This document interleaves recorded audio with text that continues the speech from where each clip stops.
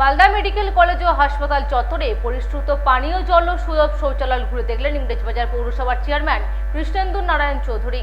পরিজনদের বাড়ির চাপের জন্য আরেকটি পরিশ্রুত পানীয় জলের ট্যাঙ্কি বসানোর উদ্যোগ নেওয়া হয় পৌরসভার পক্ষ থেকে। মালদা মেডিকেল কলেজ ও হাসপাতাল চত্বরে পরিশ্রুত পানীয় জল ও সুলভ শৌচালয় ঘুরে দেখলেন ইংরেজবাজার পৌরসভার চেয়ারম্যান কৃষ্ণেন্দু নারায়ণ চৌধুরী।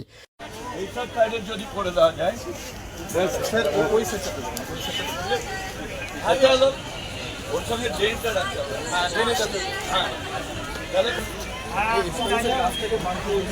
হ্যাঁ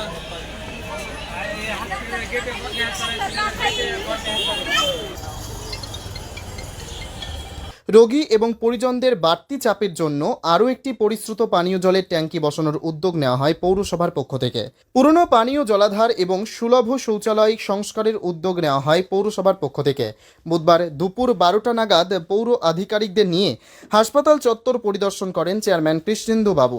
এছাড়াও উপস্থিত ছিলেন মালদা মেডিকেল কলেজ ও হাসপাতালের প্রিন্সিপাল পার্থ প্রতিম মুখোপাধ্যায় সহ অন্যান্যরা। পরিশ্রুত পানীয় জলাধার সুলভ শৌচালয় সংস্কার করার কথা জানান কৃষ্ণেন্দু বাবু। পানীয় জলের খুব প্রবলেম হচ্ছে।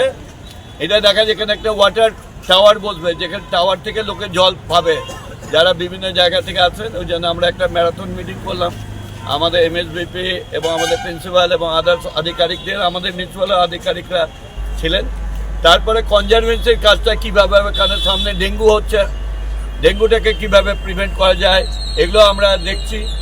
প্লাস এখানে পে ইউজ টয়লেট একটা করা, কারণ এখানে প্রচুর মানুষ আসছেন, তারা টয়লেট পাচ্ছে না, গাড়ি ঘোড়া আসছে, আমরা এটা পে ইউজ প্রপার পার্কিংটাও আমরা দেখে নিচ্ছি। এই কয়েকটা জিনিস আমরা দেখলাম। আর আগামী দিনে বর্ষার সময় যাতে এইটা আবার ইনআন্ডেড না হয়ে যায় ড্রেনেজ ওয়াটারে, তার জন্য ড্রেনটাকে আমরা একটা সিস্টেমেটিক আনার চেষ্টা করছি। Bureau report, PB news.